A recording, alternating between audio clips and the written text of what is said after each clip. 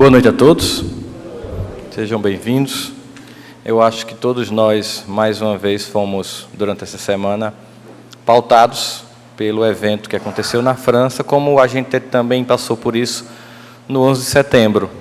Todo mundo deve lembrar como foi que soube da notícia, onde é que estava, como foi que viu as primeiras imagens. Esse é um dia que está bem claro na nossa mente, porque é marcado por uma cena que, de certa forma, ela inicia o século XXI.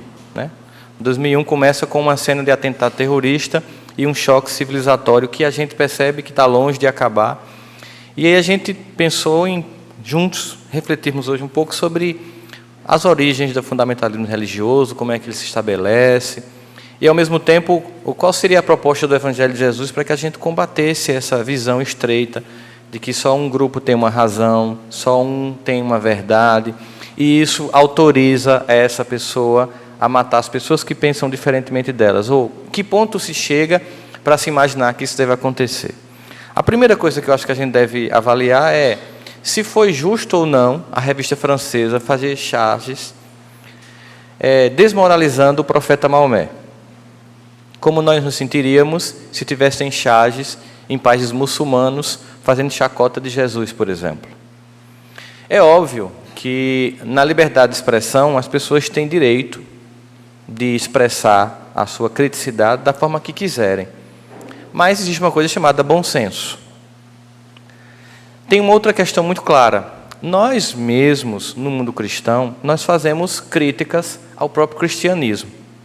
Vocês devem, por exemplo, já ter visto um vídeo do Porta do Fundo chamado Deus, em que o indivíduo se avora de ser um Deus polinésio, e a pessoa que desencarna do outro lado se choca porque ela espera aquele Deus clássico, um senhorzinho de barba, num trono, e ele ironiza o tempo inteiro com a fé, inclusive especificamente com um representante de uma religião, que no final é citado no vídeo.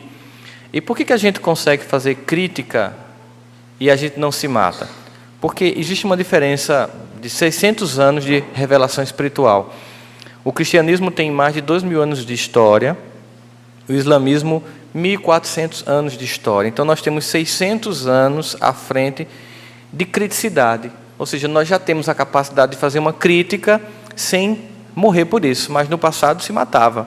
Qualquer pessoa que discordasse da fé no mundo cristão morria. Qualquer pessoa que se suspeitasse que discordasse da fé no mundo cristão morria. E a Idade Média e a Inquisição revelam o quanto nós, do mundo cristão, já matamos em nome de Deus.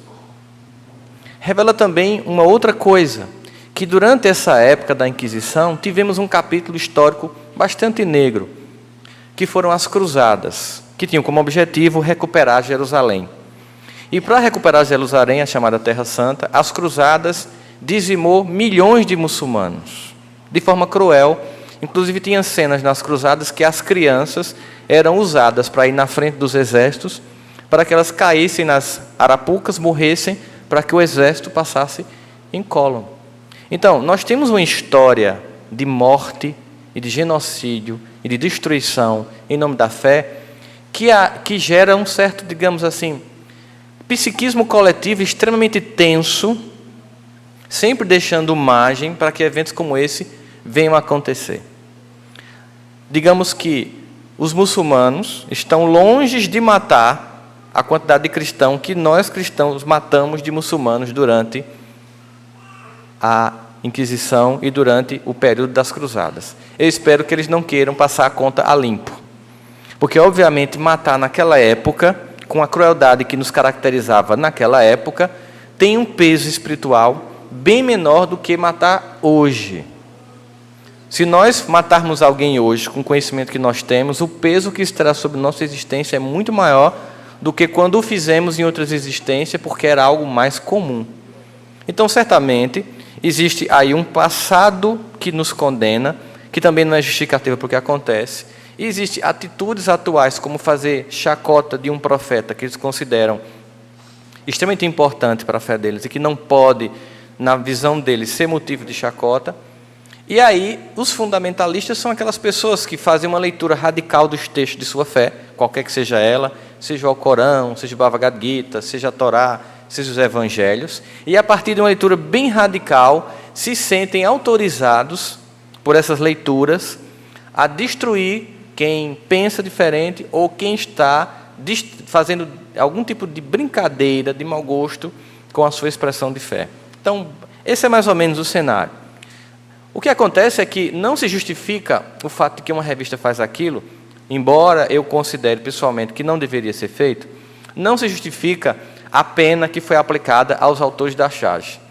Digamos que, se a lei de Talião, que é uma lei que a gente já considera arcaica, colocava que você tem que pagar aquilo que você faz, dente por dente, olho por olho, e a gente considera isso uma coisa atrasada, você fazer uma charge e morrer é pior que a lei de Talião. Seria como eu cortar seu dedo e você me matar. Digamos que a pena é desproporcional ao crime. Isso também está claro. Acontece que aquele que é fundamentalista, ele está mais focado naquilo que ele vai fazer do que nas ideias que ele quer levar. Que é mais ou menos o que a gente vai tentar entender hoje. Quando a gente vê, por exemplo, hoje mais de 700 mil pessoas foram às ruas da França para dizer que elas não tinham medo, não estavam com medo, e amanhã foi convocada uma manifestação em Paris, que é a capital do país, na expectativa todos nós de que não haja nenhum outro evento, porque é muito vulnerável um evento de massa desse tamanho para acontecer um outro evento terrorista, mas, ao mesmo tempo, é como se a França estivesse querendo dizer nós não vamos nos curvar e temer o fundamentalismo, tanto que a revista que tem 600 mil cópias vai sair com 1 milhão de exemplares agora, e foram feitas, do momento do assassinato, e divulgado que foi por isso, até o outro dia, mais de 20 mil charges de chacota ao Islã. Olha o que resultou isso. Na internet, em menos de 24 horas, no mundo inteiro, se reproduziu ainda pior a chacota em torno da fé daquelas pessoas. Bom, o que a gente vê hoje no campo da fé? Qual é o cenário? Todas as principais religiões do mundo, segundo os maiores estudiosos de antropologia religiosa, têm que lidar com duas coisas. Todas as religiões.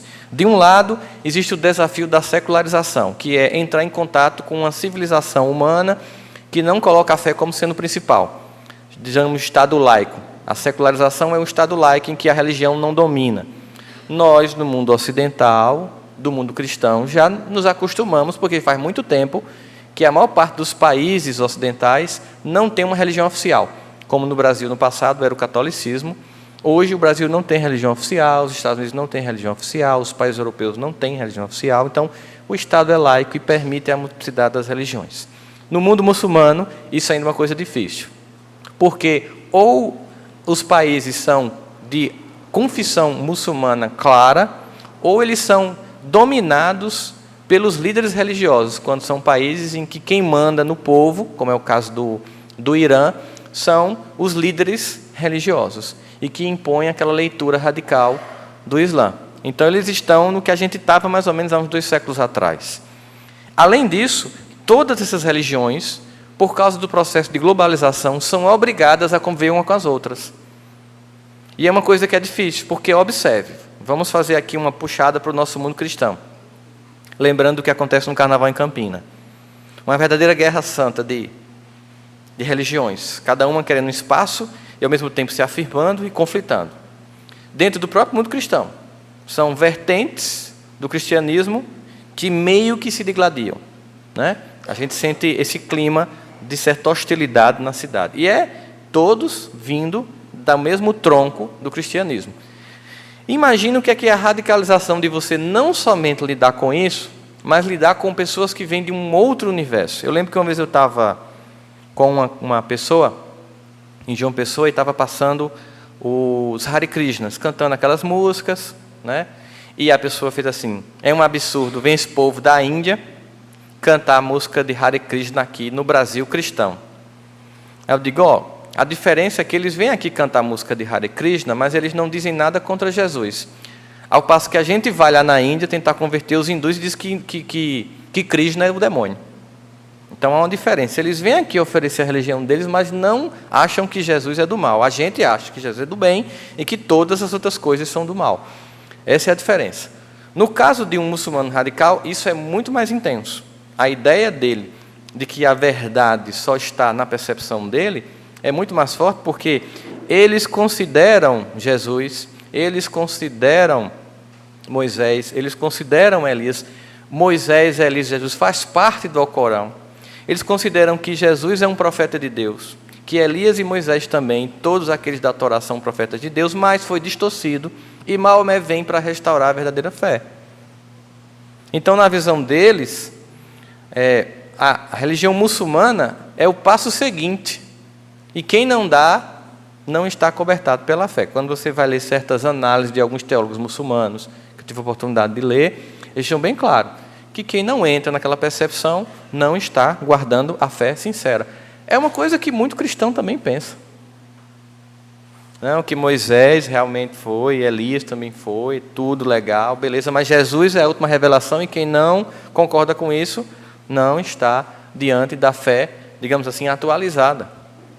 Alguns espíritas que querem acreditar no fundamentalismo religioso podem achar que o espiritismo é a última resposta e quem não tem essa visão é um alienado, que não tem essa clareza de uma doutrina científica, filosófica, religiosa é um alienado. Também é uma forma fundamentalista de visualizar a própria doutrina espírita, que, interessantemente, a gente vai ver aqui, não deixa base para sustentar fundamentalismo de nenhuma ordem. Mesmo assim, numa tentativa de reproduzir um psiquismo de guerra, a gente tenta fazer isso. Então, nós temos essas duas realidades. Todas as religiões têm que enfrentar a secularização e todas têm que se confrontar umas às outras. Num cenário de globalização, em que os países vivenciam muito mais próximos pelo comércio e, com isso, também há trocas culturais e de percepções religiosas. Tolerância não é forçar o entendimento de que todos são iguais. É uma ideia equivocada achar que nós somos iguais. Nós não somos iguais. Basta lembrar o que acontece em qualquer movimento religioso. Os bastidores de qualquer igreja evangélica, católica, centro espírita, o chamado movimentos que fazem o movimento, é cheio de moído. Vocês sabem disso, não sabem? Ou são alienados em relação a isso? Graças a Deus. Nós não precisamos entrar em detalhes, não é isso? Mas dentro do mesmo movimento, por exemplo, espírita, tem conflito. Para fazer um evento, tem conflito. Dentro de um mesmo centro espírita, tem conflito, porque nós temos uma natureza ainda muito conflitante. O nosso ego pessoal é muito forte. Então a gente sempre quer impor a nossa forma de ver e não ceder em prol de uma causa maior. Por isso que há conflito. Quem se conflita são os egos. O self, a alma eterna, que ainda não se manifestou plenamente, ela é completamente da concordância. Mas os egos temporais, humanos e falíveis, eles são do conflito. Se não é como eu, se não pensa como eu, tem um centro espírita tal que dá o passo com a mão assim, não é espírita. Olha o critério para descartar um centro espírita. Faz assim no passe. Pronto, não é espiritismo. Talvez até alguém que acha que essa luz acesa aqui, azulzinha na hora do passe, não seja espiritismo. Se é cromoterapia, não seja. Vamos tirar o seja do movimento espírita. Porque as pessoas, quando elas querem fazer uma leitura radical das coisas, elas usam qualquer argumento para excluir os outros. Mas por que fazem isso? O Mahabharata, que é um livro sagrado hindu antiquíssimo, ele diz que os princípios morais de todas as religiões são compartilhados, mas as posições filosóficas e os dogmas são diferentes. Nós podemos nos unir pelos princípios morais. Nenhuma religião do mundo vai discordar do perdão. Nenhuma religião do mundo vai discordar do amor. Nenhuma religião do mundo vai discordar da caridade. Mas a forma como você começa a vida religiosa ou termina, como você casa, como você se veste, como você se comporta, isso são os dogmas. E aí os conflitos acontecem. E aí o fundamentalismo se baseia nessa parte que nos diferencia, esquecendo do principal, que é o que nos aproxima. O que é que o movimento espírita, o que é que a doutrina espírita nos diz sobre isso? Eu acho que é muito claro, pelo menos das poucas religiões com as quais eu tive a oportunidade de conhecer e frequentar, que há uma tendência de todas as religiões de dizerem que ou são a única verdade ou são a verdade superior a todas as outras. Os que se dizem sendo detentores da única verdade já têm aí um tom fundamentalista, né? Os que se dizem ter uma verdade superior aos outros, eles consideram que os outros também têm uma verdade, mas que a deles é melhor. É um avanço, mas ainda está longe de ser uma vivência clara daquilo que a gente chama do namastê, né? O Deus que está em mim, saúde o Deus que está em você. De ver no outro também a divindade. Então, essa questão 982, ainda hoje, é a questão que, digamos assim, do ponto de vista da interrelacionalidade das religiões é a que mais me chamou a atenção quando eu li, porque eu vinha de um conjunto de experiências em que cada uma religião dizia que tinha uma única resposta. E quando eu li essa resposta dos Espíritos, eu me choquei porque eu vi o primeiro conjunto de informações vindo de uma manifestação de fé que dizia que ela não era a única que tinha verdade. Kardec faz a seguinte pergunta: será necessário professarmos o Espiritismo e que creiamos nas manifestações espíritas para termos assegurado a nossa sorte na vida futura? Tipo, traduzindo, só os espíritas estão salvos? Uma simplificação da pergunta. E os espíritos respondem: se assim fosse, seguia-se que estariam deserdados todos os que não creem ou que não tiveram ensejo de esclarecer-se, o que seria um absurdo. Ou seja, se fosse assim, se só os espíritas estivessem garantindo uma vida futura uma vida futura melhor, todos os que não conheceram o Espiritismo ou não tiveram a oportunidade de conhecer estariam deserdados. Seria um absurdo isso. Eles concluem: só o bem assegura uma vida futura melhor, e o bem é sempre o bem, qualquer que seja o caminho que ele conduza. Olha que interessante. Então, no campo da teologia humana, pela primeira vez, um aspecto claro de princípio de fé diz o seguinte: nós não temos a única resposta. Aqui não é um lugar onde temos a resposta superior a todos os outros. Aqui também é um lugar em que se busca Deus, e Ele se encontra em todas as expressões de fé. Mas, mais do que isso, Deus se encontra na prática clara do bem. Por que eles deixam claro? Somente o bem. Porque o bem, ele prescinde até de uma religião. Eu posso ser bom e não ter religião nenhuma. Mas muita gente que possui religião não é bom. Quando você coloca a bondade como sendo o princípio de salvação, você tira o dogma religioso. Então a bondade é para qualquer ser humano, independente do credo ou não credo desse ser humano. Mas quando eu digo somente a religião tal, eu crio um sistema de exclusão profundo, né? Ainda, isso é uma pergunta do Evangelho do Livro dos Espíritos, mas no Evangelho segundo o Espiritismo, no capítulo 13, no item "Não saiba a vossa mão esquerda o que faz a nossa mão direita", tem um item chamado "Beneficência exclusiva", que também no Evangelho tem perguntas. Kardec pergunta o seguinte: é acertado a beneficência quando praticada exclusivamente entre pessoas da mesma opinião, da mesma crença ou do mesmo partido? Ou seja, é certo fazer o bem só quem acredita como eu, ou quem é do mesmo partido, ou quem é da minha mesma raça? E aí eles respondem: não, porquanto precisamente o espírito de seita e de partido que precisa ser abolido. Olha como eles deixam claro. É muito pelo contrário, não é interessante isso ser feito, porque é justamente esse espírito partidário de seita que tem que ser abolido, porque só com uma decidida forma de nós combatermos esse sentimento de seita, no sentido de cada um achar que está com a verdade, é quem vai garantir o fim do fundamentalismo no planeta e o fim dos conflitos entre as diversas culturas e as diversas religiões. Kardec, então, vai dizer que a verdadeira fé não teme a razão.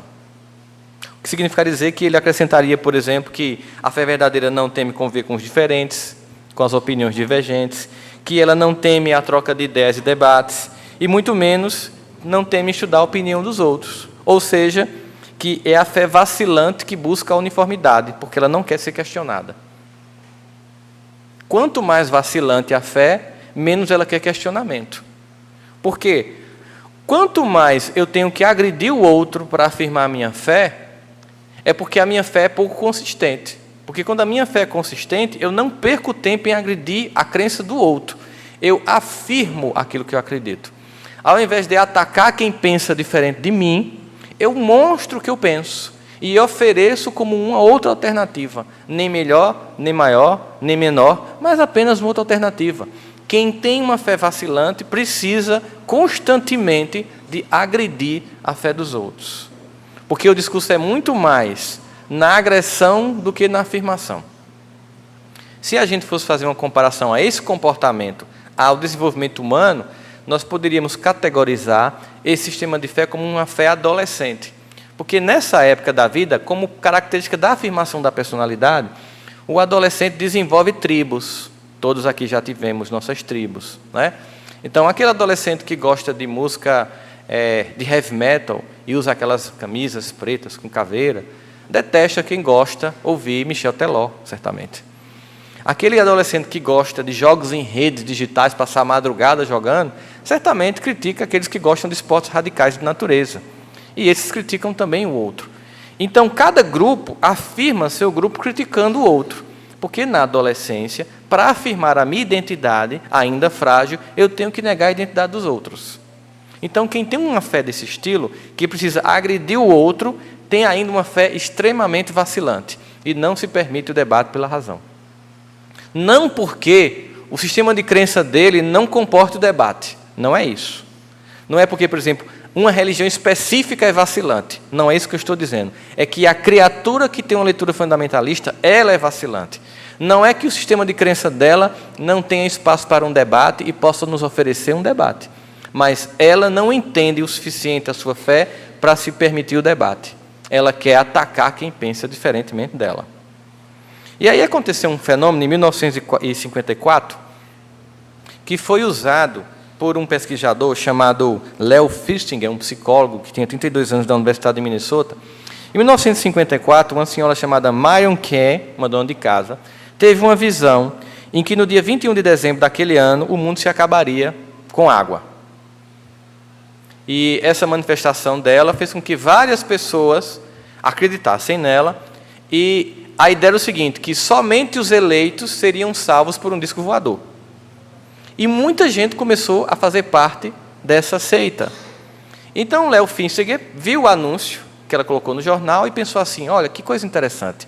Eu vou me converter a essa seita, vou participar, vou para a fazenda no dia 21 de dezembro, e quando o mundo não acabar, eu quero saber a reação deles. Era um estudo in loco, antropológico, psicológico, sobre o comportamento de pessoas com relação ao fanatismo religioso. Ele foi. Dia 21 de dezembro de 1945, num rancho, todas as pessoas estavam lá à meia-noite esperando o disco voador chegar. Começou um frenesi dizendo que não podia ter metais, as pessoas começaram a ter aliança, dente de ouro, porque senão a nave poderia, puxar o dente na hora. E, como vocês devem imaginar, o disco voador não apareceu. Até as 4 da manhã, quando chegou às 4 da manhã que nenhum disco voador apareceu, a senhora Marion Kay, ela fez o seguinte, ela teve uma crise, e depois de chorar muito, ela teve uma outra revelação, que foi que, graças ao sacrifício daquele grupo, que ficou naquele rancho, a humanidade foi poupada. Entendem o que aconteceu? É preferível criar uma nova história e manter a minha crença, mesmo que seja absurdo, do que dizer, eu estava completamente enganado. Por isso que, às vezes, as pessoas já sabem que elas estão acreditando em absurdo. Mas é tão absurdo admitir isso, que elas criam um outro absurdo para manter o absurdo de sua crença. A gente chama isso de dissociação cognitiva. Eu não suporto perceber que eu estava errado, então eu vou continuar afirmando que eu estava certo. Sabe o que aconteceu quando ela fez isso? A crença fortaleceu-se e mais seguidores começaram a seguir a seita dessa senhora. Porque as pessoas não conseguem admitir que estão erradas. Veja como é difícil para a gente quando alguém nos critica e que a pessoa está certa no que ela diz, como a gente reage se defendendo, mesmo sabendo que está errado, para não ficar por baixo. É o que a gente diz para a gente. Mas eu não podia ficar por baixo, mulher, naquela situação. Aí eu fui... Já viu a pessoa dizer isso quando está numa conversa? Aí ela pensou que aí eu fui lá e argumentei. Porque você não quer dizer que está errado. Então você prefere continuar afirmando. Isso chama-se de teoria da dissonância cognitiva, que seria mais ou menos uma teoria dos nossos pontos cegos. Nós intencionalmente deixamos de enxergar aquilo que nos desagrada e só observamos os comportamentos que confirmam a nossa convicção. Então, aquilo que vai de encontro ao que a gente quer, a gente não vê. E aquilo que vai de encontro ao que a gente quer, a gente observa. É uma seleção, que a gente chama, em psicologia cognitiva de percepção, de figura e fundo. Vocês vão entender isso. Coloque esse dedo aqui na frente. Não é nenhuma presepada que eu vou fazer. Pode colocar o dedo aqui na frente. Sem drama, não tenho medo não. Vocês vão olhar para o dedo e vão observar o seguinte, que na medida em que você olha para o dedo, as imagens atrás de você ficam, não é? E agora vocês vão fazer o seguinte, vocês vão olhar para a imagem que está atrás do dedo e vão observar que o dedo é que fica desfocado. Percebem isso? Ó, eu olho para o dedo, a imagem atrás fica desfocada, eu olho para a imagem atrás e o dedo fica desfocado. Chamamos isso em psicologia de figura e fundo. Ou seja, se eu quero realçar isso, eu não dou importância a isso. Se eu quero dar importância a isso, eu não realço isso. Eu estou sempre fazendo escolha. O fundamentalista escolhe olhar somente aquilo que confirma a sua visão estreita de mundo. E tudo que vai de encontro ele não quer saber. Ele nem consegue entender. Porque isso ajuda muito quando a gente entende um conceito clássico de comunicação. Comunicação não é o que eu digo. Comunicação é o que o outro percebe. Já teve várias vezes eu terminar uma palestra e quando eu saí, uma pessoa dizia, adorei você ter dito isso. E eu disse o contrário. Não foi o contrário total do que eu falei. Eu disse, mas a senhora ouviu direitinho mesmo? A senhora ouviu direitinho? Eu disse o contrário. Não, você disse porque a pessoa não quer escutar. Esse não querer escutar é tão forte que a pessoa inverte até o discurso do outro. Porque comunicação, para reforçar, não é o que eu digo, comunicação é o que eu percebo. É por isso que Jesus pergunta ao doutor da lei, quando ele pergunta, o que é necessário para ser salvo? Amar a Deus sobre todas as coisas, ao próximo como a si mesmo. Quem é meu próximo? Aí Jesus pergunta, o que é que você tem lido e o que você tem entendido? Porque ele sabia que comunicação não é o que eu leio do Evangelho, é o que eu entendo. O fundamentalismo está no entendimento distorcido dos textos sagrados, qualquer que seja o texto sagrado. Fundamentalistas têm em todas as religiões, em todas. Mas, no momento atual da história humana, o grupo religioso que mais tem manifestado o fundamentalismo é o grupo dos muçulmanos. Existem cerca de 1,8 bilhões de muçulmanos no mundo. Todas as agências de segurança e de inteligência dos países calculam que de 15% a 25% dos muçulmanos são fundamentalistas, o que dá entre 180 a 300 milhões de pessoas que têm como objetivo destruir o mundo ocidental e suas crenças. Não é pouca gente. Não é pouca gente. Bom, existe uma coisa que é o alinhamento das minhas crenças com os meus conceitos. Para isso as pessoas usam até o sofisma, que é aquele argumento filosófico que cria uma verdade que não é que ela tem na verdade razão no conceito, mas não é verdadeira. Ela é racional, mas não é verdadeira, para justificar a minha fé. O que acontece, por exemplo, com aqueles que professam a teologia da prosperidade, que dizem que Deus é o Deus do ouro e da prata, e por isso você, filho de rei, é príncipe, e filho de príncipe tem que ter dinheiro. Não é lógico o pensamento? E que jamais uma pessoa que professa a prosperidade espiritual pode nunca dizer, isso está em qualquer texto que você for ler de qualquer um dos fundadores da teologia da prosperidade.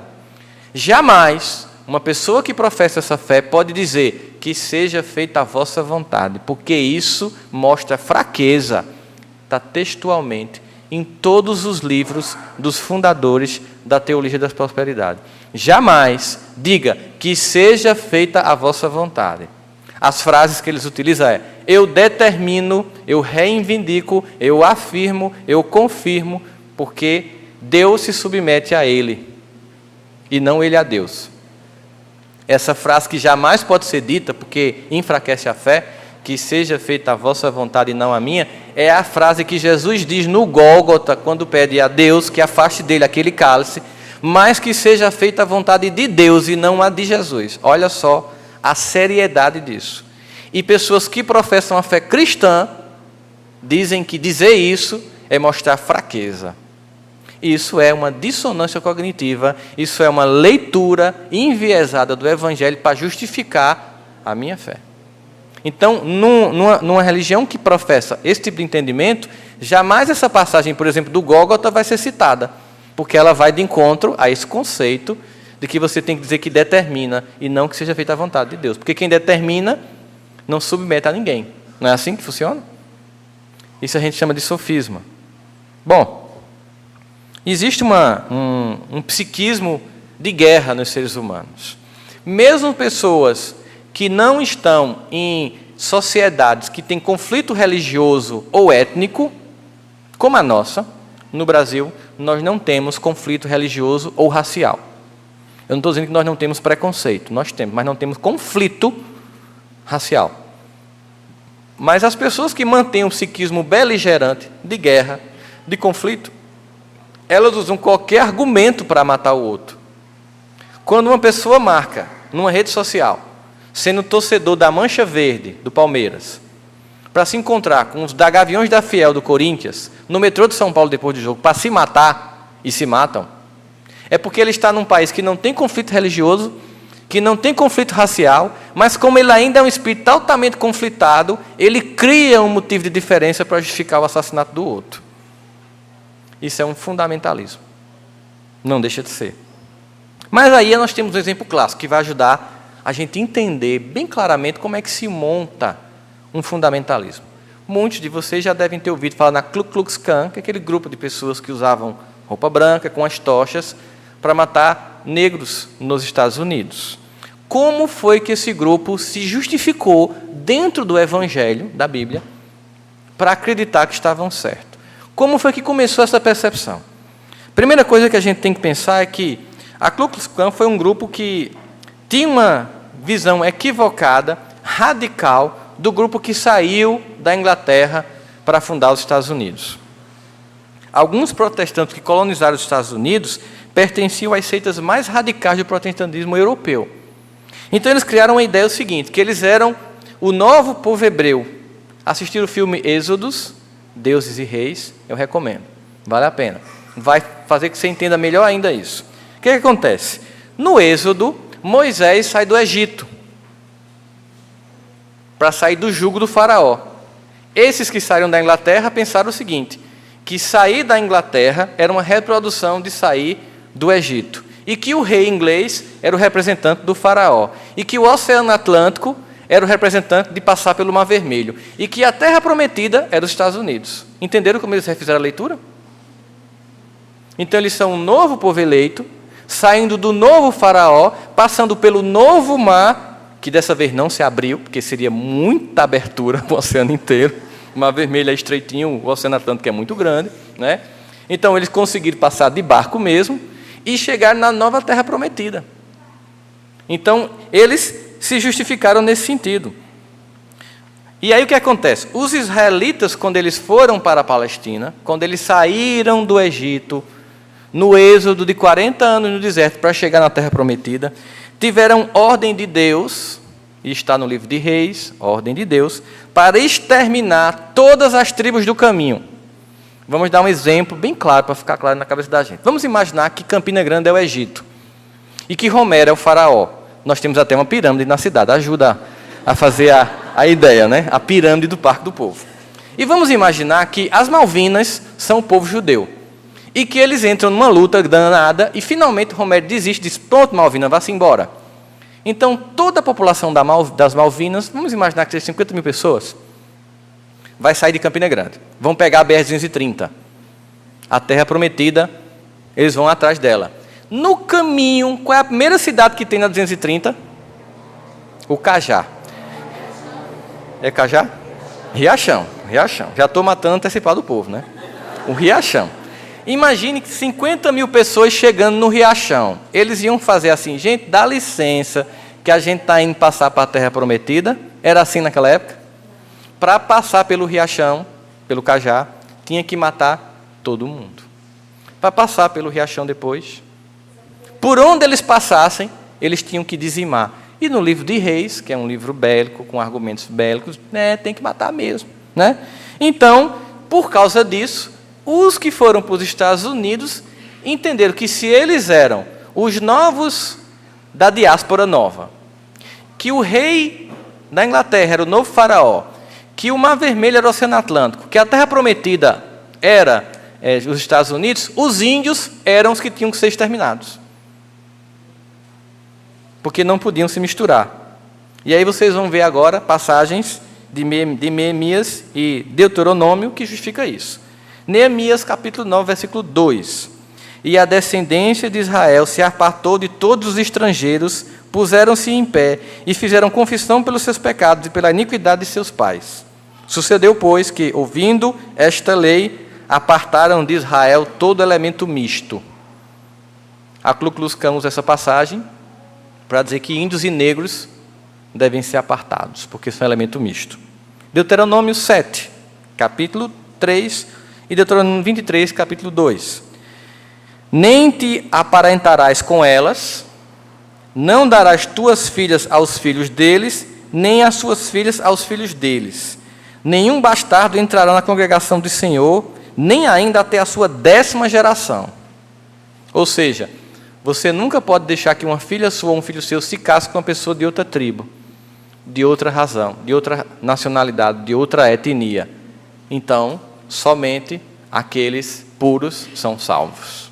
E aí, por isso, eles matavam os negros, mataram todos os índios, queimavam os negros, porque os negros não eram da raça pura. Quando você quer ler o que você quer ler, você quer interpretar apenas o que você quer interpretar, você encontra justificativa. E se tem textos que, numa análise primária, sem profundidade, preconizam uma ideia dessa que você tem que estudar profundamente para entender em que contexto isso foi dito e por que foi dito, você faz uma leitura descontextualizada da história e do povo que ouviu isso, e do profeta que disse para aquele povo naquela época e por que falou assim, traz para hoje para justificar, matar quem pensa diferente. Então, o fundamentalismo religioso é um fenômeno também moderno. E ele tem, tanto no judaísmo, como no cristianismo, como no islamismo, tem fundamentalista, tem visões comuns. Primeiro, ele ancora toda a autoridade num livro sagrado e no seu grupo racial. Só nós temos a verdade. Todo fundamentalista pensa assim. E ele, através da afronta total a um mundo civilizado e em compasso de secularização.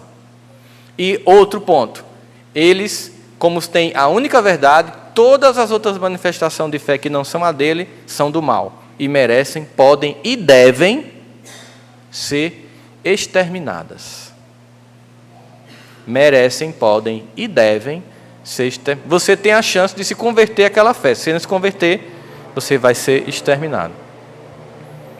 Se vocês quiserem ter uma noite de sono com pesadelos, é só entrar no YouTube hoje e olhar o que é que o Estado Islâmico tem feito no assassinato de cristãos no norte do Iraque e de curdos. A forma como eles matam é absurda. Mas eu não aconselho, certo? Proibido para menores de 18 anos. Então, o fanatismo consiste em intensificar nossos esforços em termos do que é esquecido como nosso alvo. Existe uma história muito interessante que aconteceu em Nova York, em 1964, para entender como é que funciona o sistema de omissão. Porque agora eu vou falar sobre omissão. Vamos falar para nós. Nós somos ou não omissos? No bairro do Queens, nos Estados Unidos, uma jovem começou a ser esfaqueada. Ela começou a gritar. Na rua, as luzes começaram a ser acesas. 38 testemunhas viram o crime. Ela começava a gritar pedindo socorro. As pessoas começavam a gritar pedindo para que ela calasse a boca. Todo mundo percebeu que se tratava de um crime. Mas todo mundo achou que alguém tinha chamado a polícia. E todo mundo desligou a luz. Quando desligou a luz, o criminoso que viu que todo mundo tinha desligado a luz, voltou para terminar de esfaqueá-la. Ela voltou a gritar. As pessoas voltaram a ligar a luz. Ele voltou a se afastar dela. Todo mundo achou que alguém tinha feito alguma coisa. Ninguém fez nada. Todo mundo desligou a luz. Ele voltou uma terceira vez e terminou de matá-la, com vários esfaqueamentos. Todas as 38 testemunhas que foram prestar depoimento disseram que achavam que alguém tinha feito alguma coisa. Isso é o que a gente chama de difusão de responsabilidade. A responsabilidade sobre a dor do outro não é minha. Lembra de uma frase muito clássica que a gente ouvia na infância, antes da Lei Maria da Penha? Em briga de marido e mulher, porque a responsabilidade não é minha. A briga do vizinho, a responsabilidade não é minha. Na omissão, eu tenho uma difusão de responsabilidade. Eu não sou responsável. A grande questão é assim que Jesus propõe o seu evangelho? Essa é que é a grande questão. Nós que professamos o cristianismo na vertente espírita, lúcida, que vê Deus em todas as religiões, não só nas cristãs. Isso já é muito bonito, isso já é muito transcendente. Mas nós temos apenas um discurso? Até que ponto nós temos uma atitude em que tem respeito, solidariedade pela dor do outro? Nós poderíamos dizer que o mal acontece na Terra não porque tem muita gente ruim. Na verdade, poucas pessoas más fazem muita coisa. Mas existe muita gente omissa. A multidão dos omissos na Terra faz com que nós pudéssemos, então, aqui, pegando a terceira ordem de espíritos imperfeitos, os chamados espíritos neutros. Olha a definição deles. Nem são bastante bons para fazerem o bem, nem bastante mal para fazerem o mal, tendendo tanto por um lado como para o outro, e não se elevam sobre a condição humana vulgar, quer pela moral, quer pela inteligência. Eles não são tão bons para fazer o bem, não são tão mal para fazer o mal. Vão pender para um lado ou para o outro, de acordo com quem está mandando. E eles são pessoas que não se elevam em relação ao ser humano comum, nem moral, nem intelectualmente. É a maioria das pessoas. Vamos ver como é que isso funciona. Vocês acham que todos os alemães eram maus durante o ano de 1939, quando começou a Segunda Guerra Mundial? Não. Um grupo de pessoas más criou uma guerra capitaneada por Hitler, que matou 60 milhões de seres humanos, entre os quais 14 milhões estavam em campos de concentração, e desses, 6 milhões eram judeus. As pessoas que não eram nem tão boas nem tão maus, os omissos, não fizeram nada, e 60 milhões de almas desencarnaram. Era um pequeno grupo de gente ruim. Será que os russos, na época de Stalin, eram ruins? Não. Mas eles foram irrelevantes, os não tão bons e os não tão maus, porque Stalin matou 20 milhões de russos. Bastava alguém chegar e dizer assim, meu vizinho não gosta de você, que ele nem mandava investigar. Ele era tão paranoico que mandava matar. Será que os chineses, na época da Revolução Cultural de Mao Tse-tung, eram ruins? Não. Mas pela omissão da maioria, 70 milhões de pessoas morreram na Revolução Cultural. Nos Estados Unidos tem 8 milhões de muçulmanos. Eles são ruins? Não. Mas bastou 15 para matar 3 mil pessoas no World Trade Center, no Pentágono e naquele outro avião que caiu no caminho de um outro atentado. Bastou 15 dos 8 milhões para fazer aquele estrago. Os muçulmanos que moram em Paris são ruins? Não. Bastaram 4 para fazer o que aconteceu essa semana. Entrar no supermercado, matar 4 pessoas, matar 14 jornalistas, chamar a atenção, criar uma hostilidade, aumentar o sistema de conflito. A gente poderia então se perguntar, a maioria das pessoas que estavam na Judeia, no dia que a mulher adúltera estava para ser apedrejada, eram más? Não. Foram alguns bem maus que primeiramente pegaram a pedra. A maioria foi na onda. A grande questão para nós é que Jesus pega aquela multidão que foi na onda e faz um questionamento para tirá-los de uma visão estreita de fé, para alçá-los a uma visão mais transcendente da percepção de Deus e ver no outro, mesmo equivocado, alguém não a ser destruído, mas a ser resgatado. E a pergunta volta para todos nós hoje em dia, em todas as dificuldades. Quando todo mundo está metendo pau em alguém no trabalho, e para a gente não se sentir diferente do grupo, malha também.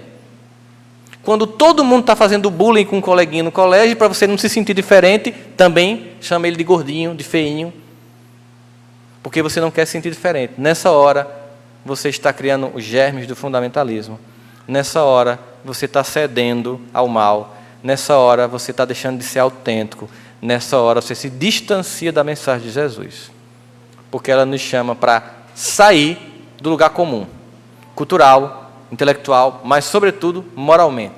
Se elevar num ar mais transcendente de visualização do outro. E eu terminaria aqui com a frase de um psiquiatra americano que estudou muito fundamentalismo religioso, chamado Karl Menninger, que ele diz que a omissão é uma manifestação da agressividade. Olha que interessante. A omissão é uma manifestação da agressividade.